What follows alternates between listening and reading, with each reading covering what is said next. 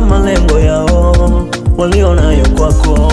Malengo walionayo ni kukuangamiza, malengo walionayo ni kukuteketeza, malengo walionayo ni kukuangamiza, malengo walionayo ni kukuteketeza. Hawana jema kwako, wamekusudia kukufanyia ubaya.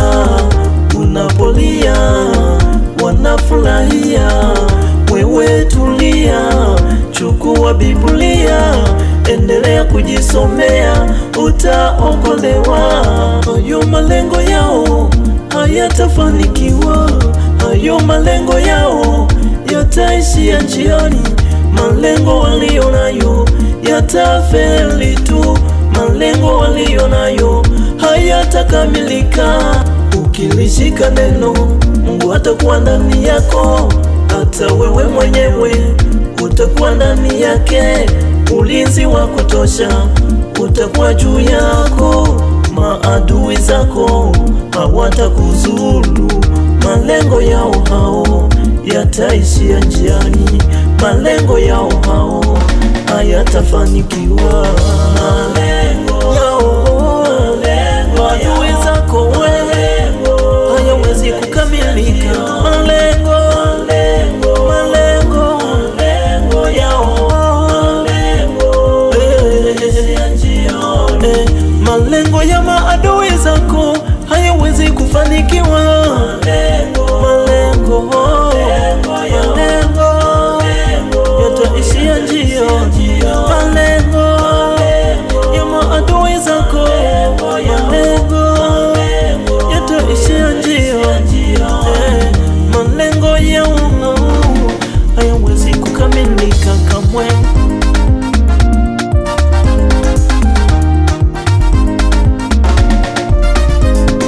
Kusudi la Mungu kwako lazima litimie juu ya maisha yako wewe.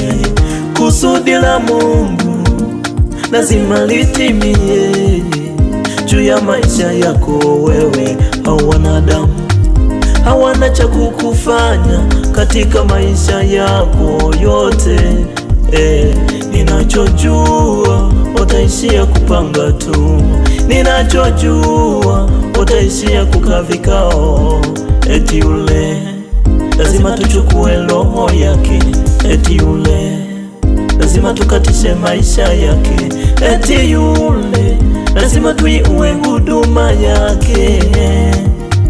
Amulie aibu tu, amulie kudhalilika huyo, ila mwisho wake wataaibika wao, ila mwisho wake watadhalilika wao. Kwa sababu upo karibu na Mungu, huwezi kukutana na mambo mabaya. Wewe utakuwa mtu wa kufurahi tu, maisha yako yote.